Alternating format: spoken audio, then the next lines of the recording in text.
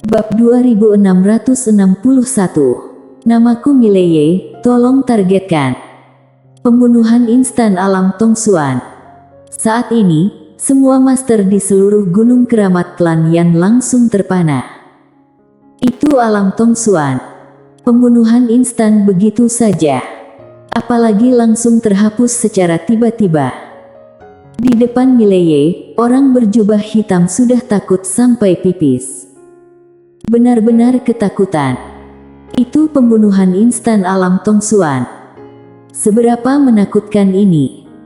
Di belakang Mileye, wanita itu menatap Mileye. Tidak, harus dikatakan, dia menatap pena di tangan Mileye. Ada ketakutan yang mendalam di matanya yang dingin.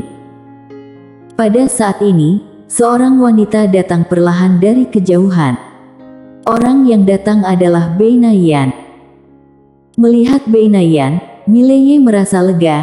Dia takut menghadapi plot membosankan seperti itu. Misalnya ketika dia datang, apa yang terjadi pada Beina Yan. Untungnya, pena kebenaran agung tidak sembarangan mengaturnya. Pena kebenaran agung. Melihat Mileye, Beina Yan menundukkan kepalanya sedikit dan berkata dengan lembut, "Apa yang kamu lakukan di sini?" Mileye berjalan ke Beina Yan, "Bukankah aku sudah memberitahumu? Aku akan menemanimu ke klan Yan, kenapa kamu tidak percaya padaku?" Beina Yan berkata dengan lembut, "Aku benar-benar tidak tahu kamu begitu cakap." Mileye tersenyum dan berkata, "Apakah kamu tahu sekarang?" Beina Yan menatap Mileye, "Untuk apa kamu cari? Kamu sudah memiliki seseorang yang kamu suka." Mileye sedikit mengernyit, "Aku bisa suka beberapa lagi. Setiap orang." Beina Yan memelototi Mileye, "Bagaimana kamu bisa melakukan ini?" Mileye tersenyum tipis, "Jangan bahas masalah ini, biarkan aku bicara dengan keluargamu dulu." Setelah selesai berbicara, dia menoleh ke arah orang berjubah hitam yang masih berlutut di samping, "Apakah kamu mewakili klan Yan?" Orang berjubah hitam dengan cepat menggelengkan kepalanya, "Tidak, aku tidak cukup tinggi untuk berbicara denganmu sebagai ketua klan." Mileye mengangguk, "Oke, suruh ketua klan keluar." Saat ini, seorang pria paruh baya datang dari samping. Itu adalah Norman Yan, ketua klan dari klan Yan. Norman Yan menatap Mileye dengan sedikit ketakutan di matanya, "Siapa namamu?" Mileye tertawa, "Akademi Guansuan, Mileye." Norman Yan berkata dengan suara yang dalam, "Klan Yan tidak memiliki keluhan atau permusuhan dengan Yang Mulia." Mileye menggelengkan kepalanya, "Aku akan langsung katakan. Aku datang ke sini karena Beina Yan." Norman Yan memandangi Mileye. Mileye tersenyum dan berkata, "Aku ingin membawanya pergi." Setelah hening sejenak, Norman Yan berkata, "Bolehkah aku menolak?" Mileye menyeringai, "Kamu bisa mencobanya." Norman Yan. Orang berjubah hitam tiba-tiba berkata, "Yang Mulia, kita bisa diskusi." Mileye melirik orang berjubah hitam, "Aku tidak mau diskusi hari ini." Orang berjubah hitam. Mileye menatap Beina Yan, "Ayo pergi." Beina Yan ragu-ragu. Di samping, Norman Yan tiba-tiba berkata, "Yang Mulia, kamu kuat, klan Yan tidak berani menghentikanmu. Tapi tahukah kamu, jika kamu membawanya pergi, itu akan membawa bencana bagi klan Yan." Mileye sedikit mengernyit, "Apa maksudmu?" Norman Yan menghela nafas dengan suara rendah, "Yang Mulia seharusnya tahu bahwa klan Yan percaya pada dewa kuno, dan setiap 10 tahun, klan Yan harus mengorbankan satu putri suci untuk dewa kuno." Mileye memandang Norman Yan dengan sedikit tidak senang, "Jadi kamu membiarkan putrimu menjadi putri suci? Kamu lebih gila dari ayahku." Pria berbaju biru. Norman Yan tersenyum kecut, "Bukannya aku ingin Beina Yan menjadi putri suci, tapi dewa kuno yang memilihnya." Mileye menatap Beina Yan yang sedikit mengangguk.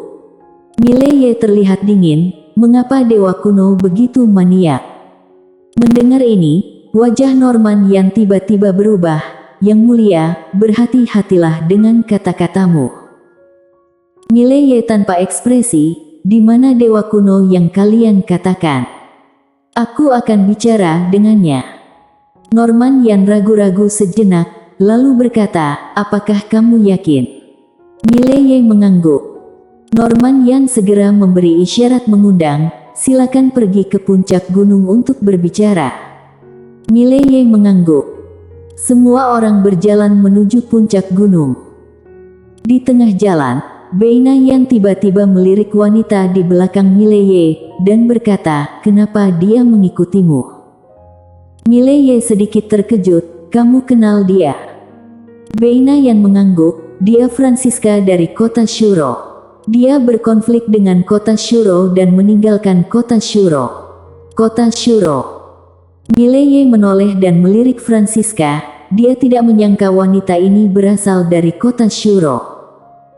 Francisca terlihat tenang dan tidak berbicara. Pada saat ini, kerumunan sudah tiba di puncak gunung, di bawah kepemimpinan Norman Yan. Mileye datang ke altar, di atas altar, ada patung besar. Patung itu memegang tombak dan terlihat berwibawa. Norman Yan memberi hormat pada patung itu, lalu menoleh untuk melihat Mileye. Mileye berjalan perlahan ke depan patung, saat ini patung itu sedikit bergetar, dan detik berikutnya, patung itu membuka matanya. Mata patung itu langsung tertuju pada Mileye, dan dia memandang Mileye dengan mata acuh tak acuh, seolah-olah dia sedang melihat seekor semut. Melihat mata patung terbuka, wajah Master Klan Yan di lapangan berubah drastis, dan mereka berlutut perlahan. Beina Yan ragu-ragu sejenak, lalu menoleh ke arah Mileye. Mileye tersenyum tipis, melihat senyum Mileye, Beina Yan entah kenapa merasa nyaman di hatinya, dia memegang erat tangan Mileye, pada saat ini, dewa kuno di depannya tidak tampak menakutkan lagi. Saat ini, dewa kuno itu tiba-tiba berkata, kamu melihatku, kenapa kamu berlutut? Dikatakan pada Mileye. Mileye memandangi dewa kuno dan berkata sambil tersenyum, aku bahkan tidak berlutut saat melihat ayahku, memang siapa kamu? Pria berbaju biru. Dewa kuno menyipitkan matanya sedikit, detik berikutnya, langit tiba-tiba menjadi gelap, dan kemudian paksaan yang sangat menakutkan pun melanda. Ini di luar aura alam Tongsuan.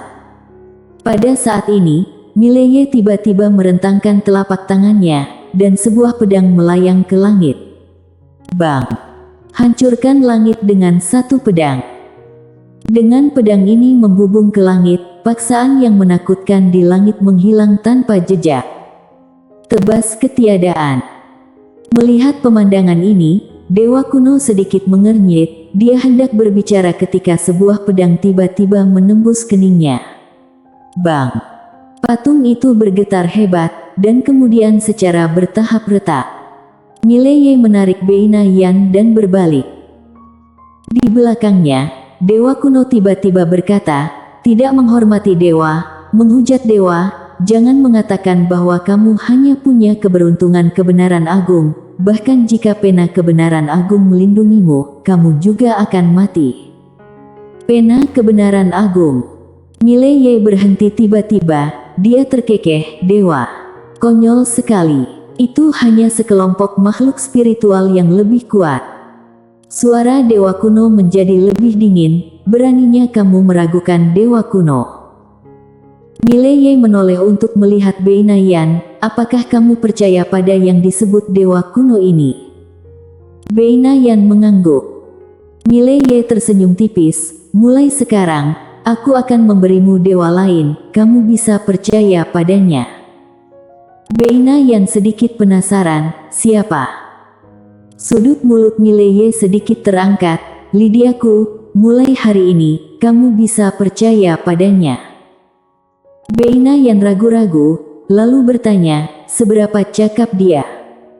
Mileye berkedip, jangan tanya, kalau tanya, dia itu tidak terkalahkan. Setelah berbicara, dia menarik Beina Yan ke kejauhan. Saat ini, Mileye tiba-tiba menoleh untuk melihat ke arah Norman Yan dan yang lainnya, dan berkata sambil tersenyum, kalian juga bisa percaya pada Lydia. Mendengar hal itu, ekspresi Norman Yan seketika berubah drastis. Ia melirik patung dewa kuno yang sudah retak total di sampingnya, membungkuk dalam-dalam, dan bersujud. Klan Yan hanya akan percaya pada satu dewa kuno, itu selamanya.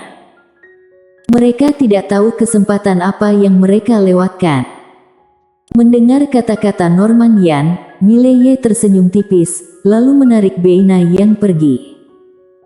Saat ini, Norman Yan tiba-tiba berkata, mulai sekarang, Beina Yan bukan lagi dari klan Yan. Tubuh Beina Yan sedikit gemetar. Mileye menoleh untuk melihat ke arah Beina Yan, dan berkata sambil tersenyum, tidak lama lagi kamu akan kembali, klan Yan akan bangga padamu. Percayalah. Beina Yan sedikit mengangguk. Keduanya pergi. Dewa kuno itu tiba-tiba berkata, kamu. Mileye tiba-tiba menoleh, matanya sedingin es, jangan bicara omong kosong padaku. Aku menyambutmu untuk menggangguku, namaku Mileye, tolong targetkan aku. Saat suara itu terdengar, dia tiba-tiba menebas dengan pedang. Bang! Patung itu langsung berubah menjadi ketiadaan. Semua master klan Yan. Mileye mengabaikan semua orang dan pergi bersama Beina Yan dan Francisca.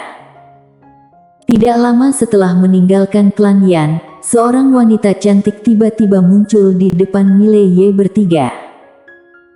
Melihat wanita cantik ini, Beina Yan segera berjalan mendekat. Dia meraih tangan wanita cantik itu, dan berkata dengan lembut, Ibu. Wanita cantik itu merapikan rambut Beina Yan yang acak-acakan di sekitar telinganya, tersenyum tipis, lalu menatap Mileye, bisakah kita mengobrol? Hanya kita berdua. Mileye sedikit tersenyum, tentu saja. Wanita cantik dan Mileye berjalan menuju kejauhan. Wanita cantik itu tiba-tiba berkata, kamu melakukan pembunuhan instan seorang Alam Tongsuan. Mileye mengangguk. Wanita cantik itu menoleh untuk melihat ke arah Mileye, dewa kuno tidak sebanding dengan Alam Tongsuan. Mileye mengangguk, aku tahu. Setelah memandangi Mileye sebentar, wanita cantik itu berkata, kamu sangat percaya diri dan elegan, tidak heran dia menyukaimu. Mileye terdiam. Wanita cantik itu berkata lagi, kamu akan memperlakukannya dengan baik, kan? Mileye mengangguk, ya. Wanita cantik itu menatap langsung ke Mileye, apakah ini termasuk janji? Mileye sedikit mengangguk, termasuk. Wanita cantik itu terkekeh, kamu adalah orang yang sangat baik dalam kekuatan, kepercayaan diri, dan karisma. Pantas saja dia menyukaimu, tapi jika diberi pilihan, kuharap dia tidak menyukaimu. Mileye memandangi wanita cantik itu, dan wanita cantik itu berkata dengan lembut, karena orang sepertimu pasti akan memiliki banyak wanita di sekitarmu. Mileye terdiam. Wanita cantik itu menoleh untuk melihat ke arah Mileye, dan berkata sambil tersenyum, sepertinya aku benar. Pasti ada lebih dari satu wanita yang kamu suka, kan? Mileye ragu-ragu, lalu berkata, ini semua salah ayahku. Wanita cantik itu sedikit mengernyit, ayahmu. Mileye mengangguk, dan berkata dengan serius, garis darah iblis gila macam apa yang dia miliki. Orang dengan garis darah ini pada dasarnya agak romantis. Aku sering merasa sedikit tidak berdaya. Saat dia berbicara, dia langsung mengaktifkan garis darah iblis gila. Garis darah iblis gila. Pria berbaju biru. Ketika dia melihat garis darah Mileye, wajah wanita cantik itu tiba-tiba berubah. Garis darahmu sangat menakutkan. Aku belum pernah melihat energi jahat dan roh jahat yang begitu menakutkan. Mileye mengangguk cepat, ya, benar. Gara-gara garis darah ini, aku jadi sering genit tak terkendali. Ih, aku juga galau. Garis darah iblis gila mau tak mau berkata geram dalam hatinya, sepertinya aku hanya membuatmu gila dan membuatmu gila. Aku tidak membuatmu bernafsu, kan? Bersambung.